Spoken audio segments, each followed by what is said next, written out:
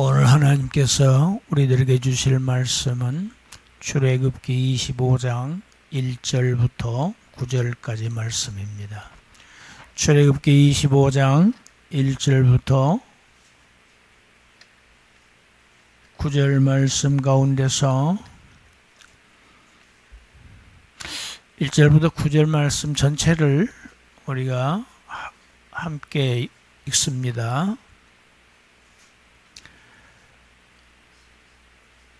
여호와께서 모세에게 말씀하여 이르시되 이스라엘 자손에게 명령하여 내게 예물을 가져오라 하고 기쁜 마음으로 내는 자가 내게 바치는 모든 것을 너희는 받을지니라.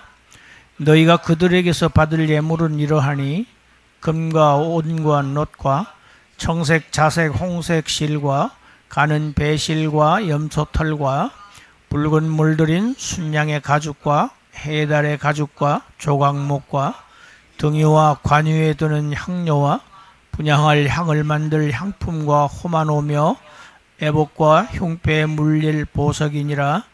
내가 그들 중에 거할 성소를 그들이 나를 위하여 짓되 물은 내가 네게 보이는 모양대로 장막을 짓고 기구들도 그 모양을 따라 지을지니라. 아멘.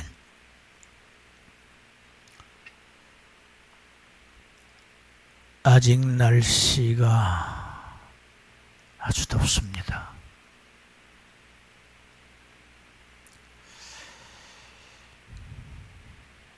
조금만 참으십시오. 하나님께서 지금 마지막 달린 과일들을 익히고 계시고 지금 밭과 논에 있는 작물들을 지금 익히고 계십니다. 하나님께서 저와 여러분들의 식탁을 지금 준비하고 계세요. 할렐루야.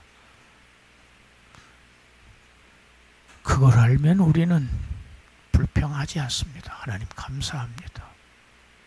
비 내리 주시는 거 하나님 우리의 식탁을 준비하시기 위해서 작물들을 키우시는군요. 감사합니다. 이게 그리스도인들의 생활 속에서 감사하는 생활입니다. 같이 합시다. 범사에 감사하라. 모든 일에 감사하는 사람들이 하나님의 백성들입니다. 할렐루야. 감사해야 할 가장 큰 이유, 하나님이 저희들을 천국으로 옮겨주셨어요. 할렐루야. 이것보다 더 큰 감사가 있을 수 없습니다. 나머지는 다 부수적인 것들입니다. 이 땅의 것들입니다. 그 큰 은혜를 주신 것, 그 받은 사람들은 이 땅에서 우리의 생존에 필요한 모든 것들, 그건 주님이 기도로 가르치실 때 일용할 양식이라고 표현하셨습니다. 우리의 모든 필요들 다 공급하신다고 약속하셨어요. 그걸 믿는 자들은 받습니다. 믿음으로 받습니다. 출애굽기를 상당히 오랫동안 제가 강의를 했습니다. 그런데 오늘 이제부터는 굉장히 중요한 대목으로 들어갑니다. 하나님께서 천지 창조하신 내용이 성경 맨 앞에 기록되어 있습니다. 천지 창조를 하시고 우리들이 살 수 있는 땅을 창조하신 기록은 창세기 1장과 2장입니다. 단 2장뿐입니다.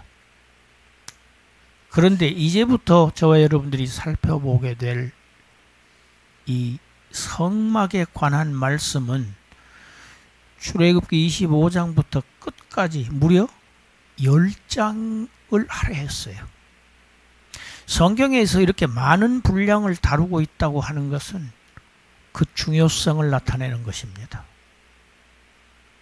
성경에 나오는 주제들이 있습니다. 그 단일 주제 중에서 가장 큰 분량을 차지하고 있는 것이 바로 이 성막에 관한 하나님의 말씀입니다. 이렇게 중요하고 이렇게 복된 말씀을 사실은 하나님의 백성들이 가장 안 읽습니다. 지루하거든요. 그래서 아주 이해가 부족합니다. 이것은 정말 안타까운 일입니다. 하나님의 백성들에게 큰 손실이 아닐 수 없습니다. 우리는 아이고 뭐 이렇게 길어? 하나님의 생각은 우리의 생각과 다릅니다.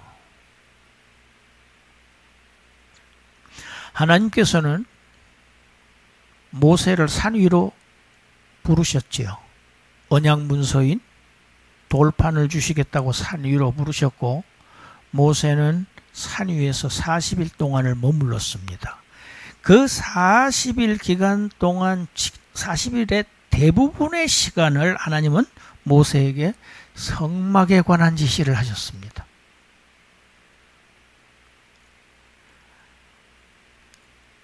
여호와께서 모세에게 말씀합니다. 오늘 보면 명령하십니다. 무엇입니까? 내가 그들 중에 거할 성소를 지으라고 하시는 겁니다. 이 명령을 보면 이 성소, 성막은 하나님이 임재하시는 장소라는 것이 분명합니다. 하나님 자신이 말씀하셨죠. 하나님이 임재하시는 장소가 바로 성막입니다. 이 성막에서 하나님은 이스라엘 백성들로부터 예배를 받으시고 백성들은 이 성막에서 안식을 누립니다. 성막을 지을 재료에 쓰일 그 예물들은 기쁜 마음으로 내는 것으로만 받아서 지으라고 하셨습니다. 기쁜 마음으로 자원해서 즐거운 마음으로 자발적으로 내는 것만으로 성막의 재료를 삼아 지으라는 겁니다. 여러분, 하나님께 바치는 것은, 하나님에 대한 예물은 절대로 억지로 하는 것은 하나님이 받으시지 않습니다. 기쁜 마음으로, 즐거운 마음으로, 감사한 마음으로 하나님께 바치는 것만, 하나님은 그것만을 재료로 집을 지으십니다. 그 예물의 종류가 3절부터 7절까지 길게 언급되어 있습니다. 3절에 보니까 귀금속이지요. 금, 은, 놋. 그리고 4절에 보면 실입니다. 아주 고가의 실들입니다. 예쁜 색으로 청색, 자색, 홍색 실, 그리고 가는 배실. 가는 배실은 세마포를 얘기를 합니다. 그리고 5절에 보니까 가죽들이지요. 순양의 가죽, 해달의 가죽. 이런 가죽들은 성막의 지붕을 덮는 용도로 쓰입니다. 그리고 조각목이 있죠. 조각목을 영어 성경들은 다 이 아카시아로 번역하고 있습니다. 그런데 이 아카시아는 우리나라에서 우리가 볼 수 있는 아카시아와는 다른 종류입니다. 우리나라 아카시아는 재질이 이렇게 단단하지 못합니다. 건축 재료로 쓸 수가 없어요. 그런데 이 시내반도에서 자라는, 이 사막에서 자라는 이 아카시아 나무는, 여러분, 사막에서 자라는 나무들은요 아주 자라는데 오래 걸립니다. 환경이 척박하니까 그럴 수밖에 없겠죠. 그래서 아주 목질이 단단하고 견고합니다. 왜? 그들의 환경이 건조하고 아주 뜨거운 태양 밑에서 자라기 때문입니다. 그래서 이것으로 하나님의 언약궤를 지으는 그런 재료로 사용이 됩니다. 6절에 등유, 등을 밝히는 기름입니다. 그리고 제사장을 임명할 때 쓰는 관유, 하나님 앞에 분향할 때 쓰일 향품들, 그리고 7절 마지막에 호마노, 그리고 제사장의 가슴에 흉패에 붙일 12종류의 보석, 이런 것들을 예물로 받으라 이러셨습니다. 이 3절부터 7절까지의 이 성막에 쓰이는 이 재료들에 관한 얘기는 나중에 후에 성막을 짓는 과정에서 제가 더 자세하게 그 의미를 설명을 드리겠습니다. 중요한 지침이 있습니다. 9절입니다. 이 성막을 지을 때 내가 너에게 보여주는 그 모양 그대로 지으라고 명하십니다. 기구들도 다 내가 너한테 보여주는 모양 그대로 지으라. 하나님께서 임재하실 하나님의 성소는 하나님의 지시대로 지어야 합니다. 자신의 생각을 따라서 짓지 말라는 겁니다. 그냥 편리하다고 그런 식으로 짓지 말라는 겁니다. 인간 중심주의, 편의주의를 배격합니다. 하나님의 말씀대로 지어야만 거기가 하나님의 거처가 된다는 얘기입니다.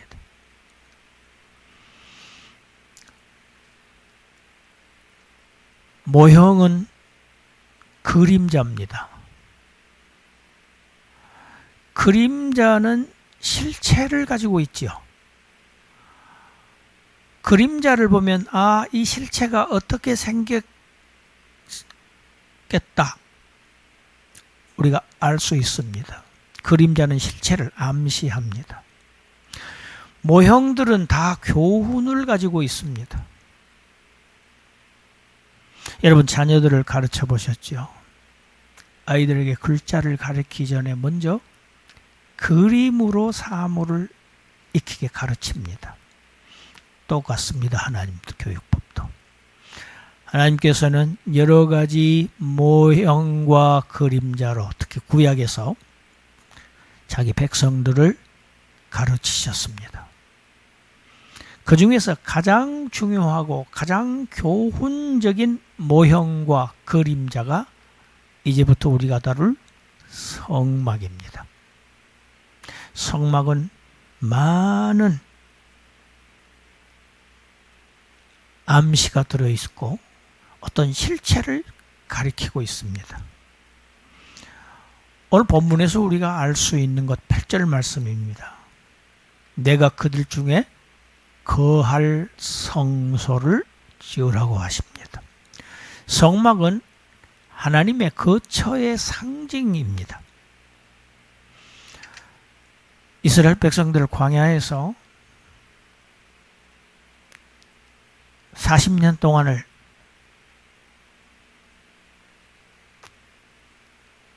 행진합니다. 가나안 땅을 향해서 나아가지요. 그때 레위인들은 성막을 옮겼습니다. 그 성막이 저녁에 진을 칠 때 12지파가 동서남북에 각 3지파씩 진을 치고 그 한복판에 성막이 위치했습니다. 하나님이 자기 백성들 중에 임재하시는 상징입니다. 그 성막은 이스라엘 백성이 나중에 가나안 땅에 들어가서 가나안을 정복한 이후에 다윗이 여부수 족속이 점령하고 있던 예루살렘을 점령합니다. 그리고 예루살렘으로 수도를 옮깁니다. 예루살렘이 그래서 정치적인 또 종교적인 수도가 되고 여호와의 법궤를 그리 옮깁니다. 다윗은 하나님의 성전을 짓는 것이 평생의 소원이었습니다. 그러나 다윗에게는 하나님께서 성전 짓는 것을 허락하시지 않았어요. 왜? 내 손에는 피가 너무 많이 묻어 있다. 전쟁을 많이 했기 때문입니다. 그래서 내 아들에게 성전을 짓게 하겠다. 솔로몬이 성전을 짓습니다. 이게 솔로몬 성전입니다. 정착한 다음에는 성전으로 발전합니다. 솔로몬이 성전을 건축하고 하나님 앞에 기도하는 장면이 역대하 6장에 나옵니다. 우리 역대하 6장 18절 한번 읽어봅시다. 하나님이 참으로 사람과 함께 땅에 계시리이까? 보소서 하늘과 하늘들의 하늘이라도 주를 용납하지 못하겠거든. 하물며 내가 건축한 이 성전이 오리까? 아, 웬일입니까? 하나님이 임재하시는 성전을 짓겠다고 솔로몬이 아주 많은 재료를 가졌다가 백성들이 자원해서 내는 그런 성물로 성전을 건축했는데 하나님의 임재 거처입니다. 그런데 뭐라고 기도합니까? 하나님이 어떻게 땅에 계실 수 있겠습니까? 하늘과 하늘이라도, 하늘들의 하늘이라도, 이게 유대인의 우주관입니다. 하늘들의 하늘. 3층천이죠. 그곳일지라도 하나님이 거기 거하실 수 있겠습니까? 하나님을 그렇게 높고 위대하시고 거룩하신 하나님이 하물며 인간인 내가 이 땅에서 건축한 이 성전에 하나님이 어떻게 거하실 수 있겠습니까? 이렇게 기도합니다. 21절 읽어봅시다. 주의 종과 주의 백성 이스라엘이 이곳을 향하여 기도할 때에 주는 그 간구함을 들으시고 주께서 계신 곳 하늘에서 들으시고 들으시사 사하여 주옵소서. 솔로몬은 성전을 짓고 이곳 성전을 향하여서 이스라엘 백성들이 자기의 죄를 고하고 용서를 빌 때에 하늘에 계신 하나님께서 그들의 기도를 들으시고 그들의 죄를 사하여 주시옵소서. 이렇게 기도했습니다. 하나님이 지상의 성전에 계시지 아니하고 하늘에 계신 천상적인 존재시라는 것을 성전을 지은 솔로몬 자신이 지금 인정을 하고 있는 것입니다. 뿐만 아닙니다. 예레미야서를 읽어보면 예레미야도 똑같은 얘기를 하고 있고 에스겔 선지자도 똑같은 얘기를 하고 있습니다. 하늘 위에 하나님의 보좌가 있었다. 거기서부터 내게 계시가 있었다. 하늘 위에 한 보좌, 하나님의 거처를 말하고 있습니다. 신약에도 마찬가지입니다. 요한계시록 15장 5절 우리 읽어보겠습니다. 또 이 일 후에 내가 보니 하늘에 증거장막의 성전이 열리며, 성전이 어디 있다고 봅니까? 하늘에 있는 증거장막에 성전이 열렸다고 기록하고 있습니다. 이렇게 구약과 신약 성경에서 지상의 성막, 지상의 이 성전을 하늘에 있는 것의 모형으로 지금 설명하고 있습니다. 우리 히브리서 8장 5절 같이 읽어보겠습니다. 그들이 섬기는 것은 하늘에 있는 것의 모형과 그림자라. 모세가 장막을 지으려 할 때 지시하심을 얻음과 같으니 이르시되 삼가 모든 것을 산에서 내게 보이던 본을 따라 지으라 하셨느니라. 오늘 본문 말씀이죠. 하나님께서 내가 너희에게 보이는 모양대로 지으라, 성소를 지으라, 내가 백성들 가운데 거할 성소를 지으라. 그 지은 성소는 하늘에 있는 것에, 하늘에 있는 하나님의 보좌, 하나님의 거처에 대한 모형이고 그림자라고 하는 사실을 히브리서가 우리에게 분명히 말하고 있습니다. 성막은 우리 주 예수님의 모형입니다. 특별히 이 땅에 육신으로 오신 주님을 나타내는 것이 성막입니다. 말씀드린 대로 성막이 후에 이스라엘 역사에서 가나안 땅에 들어가서는 예루살렘 성전으로 발전했지요. 이스라엘 중에 그 백성들 가운데 여호와께서 거하시는 장소로 지었던 그 성전, 그 건물 성전이 신약에 오면서 바뀝니다. 육체 성전으로 발전합니다. 예수님은 바로 예수님의 육체 안에 하나님이 계시는 예수님의 몸이 바로 성전이라는 사실을 성경이 말씀하고 있습니다. 우리 요한복음 14장 9절부터 10절까지 읽어봅시다. 예수께서 이르시되 빌립아 내가 이렇게 오래 너희와 함께 있을 때 내가 나를 알지 못하느냐? 나를 본 자는 아버지를 보았거늘 어찌하여 아버지를 보이라 하느냐? 내가 아버지 안에 거하고 아버지는 내 안에 계신 것을 내가 믿지 아니하느냐? 내가 너희에게 이르는 말은 스스로 하는 것이 아니라 아버지께서 내 안에 계셔서 그의 일을 하시는 것이라. 빌립이 예수님에게 요구했죠. 아버지를 보여주시옵소서. 예수님이 뭐라고 말씀하십니까? 같이 합시다. 나를 본 자는 아버지를 본 것이다. 예수님은 하나님의 모형입니다. 그대로입니다. 이 단어, 이 카락테스라고 하는 이 단어는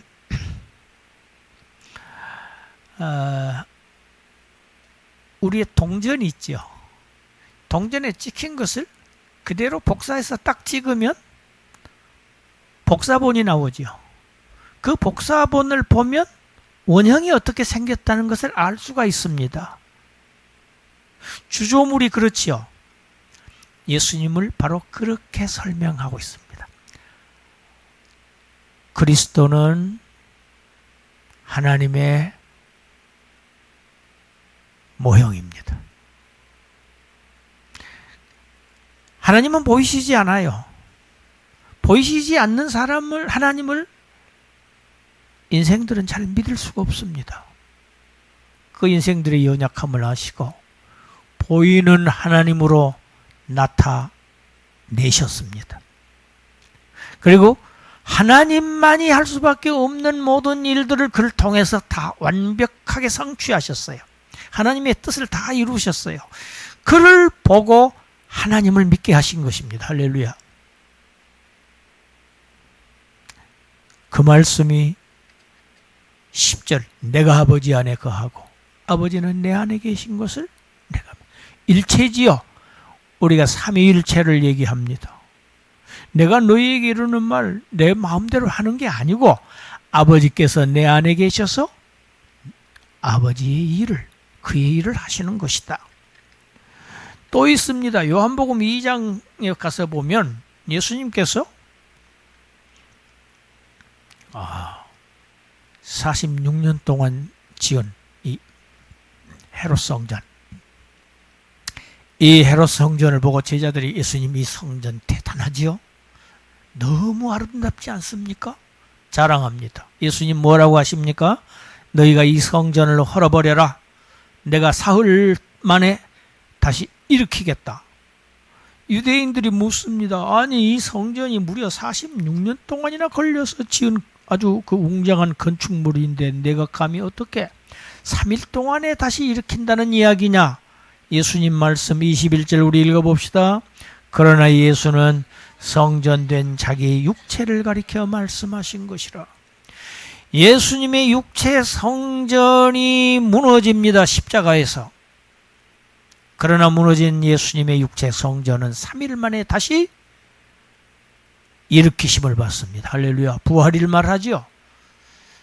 예수님의 육체는 하나님이 그 안에 함께 계시는 성전이라고 하는 사실을 우리에게 수없이 많습니다. 우리 조금 더 읽어볼까요? 고린도후서 5장 19절 읽어봅시다. 곧 하나님께서 그리스도 안에 계시사 세상을 자기와 화목하게 하셨습니다.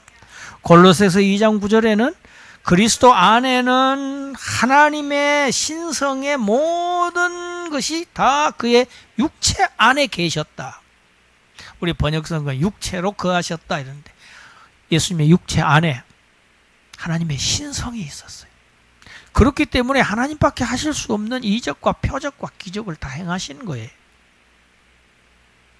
이렇게 성막은 곧 우리 주 예수님의 모형, 육신으로 오신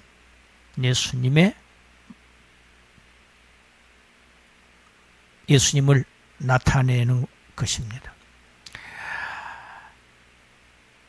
성막은 재료를 지금 오늘 본문에서 기쁜 마음으로 바치는 예물을 받으라고 모세에게 지시하셨습니다.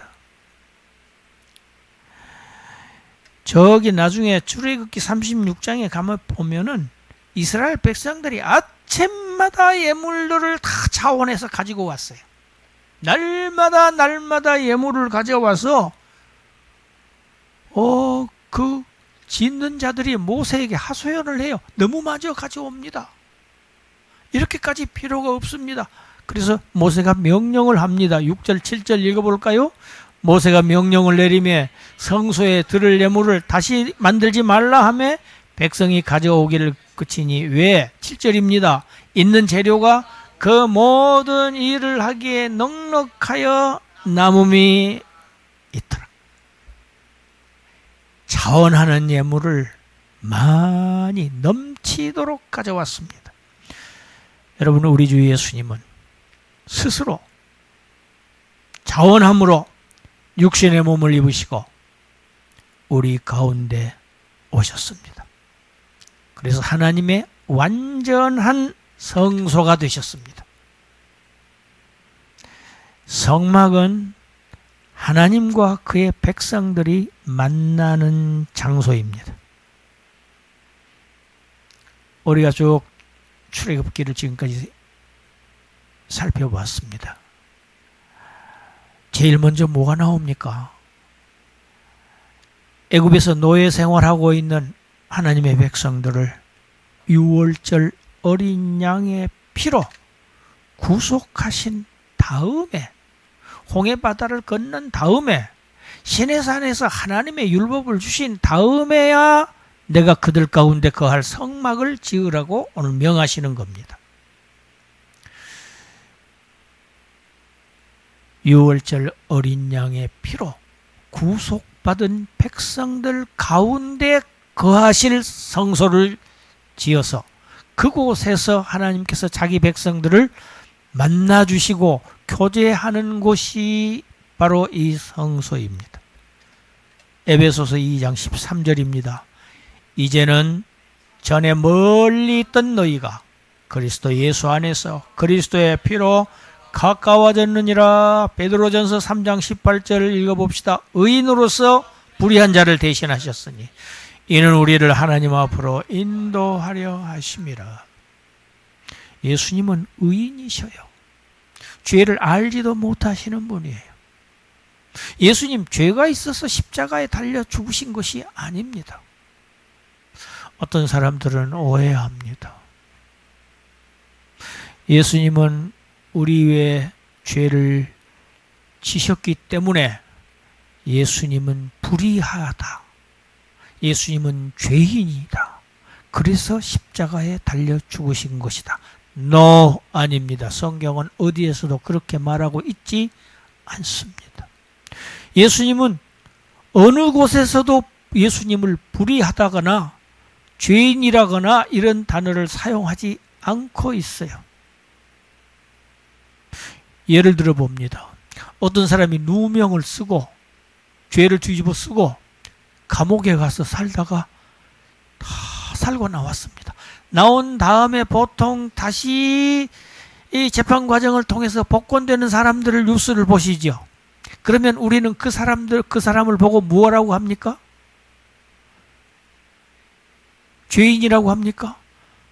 억울하게 죄를 뒤집어 썼다고 말하죠. 누구도 그 사람을 보고 불의하다고 얘기하지 않습니다. 마찬가지입니다. 사실 그 죄를 지은 사람은 다른 데 있어요. 예수님은 다른 죄인들의 죄를 짊어지신 겁니다. 이것을 성경에서는 담당하게 하셨다. 하나님께서 그 얘기, 이사야서 53장입니다. 담당하게 하셨다. 또 죄인들의 죄를 지셨다. 대신 지셨다. 그래서 대속이라고 말하고 있습니다. 저와 여러분들의 죄 때문에 예수님은 십자가에 죽으십니다. 의인이 불의한 자들을 대신해서 대속. 예수님의 속죄는, 저와 여러분들이 받은 속죄는 사실은 죄인이 형벌을 받는 게 마땅해요. 그런데 대리 속죄입니다. 대속입니다. 왜? 목적이 무엇입니까? 저와 여러분들을 누구 앞에? 하나님 앞으로 인도하기 위해서 그렇게 하셨습니다. 우리가 잘 아는 누가복음 15장에 탕자의 비유가 있습니다. 먼 나라로 가서 있는 재산 다 탕진하고, 나중에 그때야 생각해보니 아버지가 생각이 났어요. 뉘우치고 아버지께로 돌아옵니다. 그 아들을 아버지는 죄인으로서 대우하시지 않고 아들의 자격을 주어서 그에게 아들의 권위인 반지를 끼워주고 가장 좋은 옷을 입혀주고 구원의 옷을 말합니다. 의의 겉옷. 그리고 아버지가 그를 위해서 잔치를 마련합니다. 뭐라고 합니까? 이 내 아들은 죽었다가 살아서 온 내 아들이다. 아들로 대우하셔요. 죄인으로 아버지가 대우하시지 않아요. 아버지의 환대를 받습니다. 그는 계속해서 아버지의 상에서 먹습니다. 할렐루야. 아버지와 교제합니다. 사랑을 나눕니다. 마지막으로 예수님의 육체 성전 안에 거하시던 하나님은 이제는 예수님의 보혈로 구속받은 새 예루살렘, 주님의 백성들 가운데 거하십니다. 건물 성전이 예수님의 육체 성전으로 이제는 성도들 가운데 하나님이 거하십니다. 할렐루야. 고린도전서 3장 16절 읽어봅시다. 너희는 너희가 하나님의 성전인 것과 하나님의 성령이 너희 안에 계시는 것을 알지 못하느냐. 고린도 교인들이요, 모르고요, 이방인들과 아주 비슷한 삶을 살았어요. 그들을 향해서 바울은 질책합니다. 너희는 지금 잘못된 삶을 살고 있으니까 너희는 아니야, 이렇게 얘기하고 있지 않고 그들을 향해서 죄 짓고 있고 부족하고 연약하고 실수투성인 고린도 교회 성도들, 코리아 성도들하고 비슷해요. 너희가 하나님의 성전이다. 하나님의 성령이 너희 안에 계신다. 왜 그것을 모르느냐고 안타까워하고 있는 장면입니다. 고린도후서 6장 16절 읽어봅시다. 우리는 살아계신 하나님의 성전이라. 내가 그들 가운데 거하며 두루 행하여 나는 그들의 하나님이 되고 그들은 나의 백성이 되리라. 아멘. 성도들은 살아계신 하나님이 거하시는 거처입니다. 하나님은 교회 가운데 임재하십니다. 할렐루야. 세상 가운데 계시지 않아요. 애국 백성들과 함께 하시지 않아요. 이스라엘 백성들과 함께 하세요. 하나님의 이스라엘인 지금 새 예루살렘. 성경 맨 마지막 읽어보겠습니다. 요한계시록 21장 2절 4절 잘 아는 말씀입니다. 또 내가 보매 거룩한 성 새 예루살렘이 하나님께로부터 하늘에서 내려오니 그 준비한 것이 신부가 남편을 위하여 단장한 것 같더라.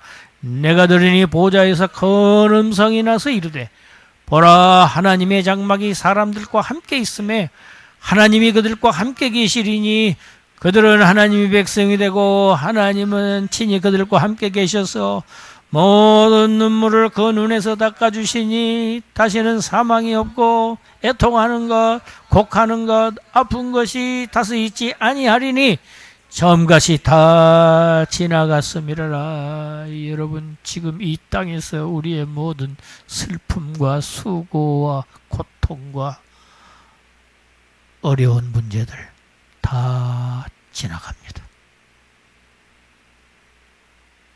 하늘에서 거룩한 성이 하나 내려옵니다. 그 성 이름이 무엇입니까? 새 예루살렘. 팔레스타인에 있는 예루살렘 성이 아닙니다. 새로운 예루살렘이 내려옵니다. 여러분, 어떤 도시가 하늘에서 내려올까요? 그 다음을 읽어보면 압니다. 하늘에서 내려오는데 보니까 뭐예요? 신부가 떠라. 남편이신 신랑 되신 주님의 신부의 모습, 교회를 말하는 겁니다. 성도들을 말하는 겁니다.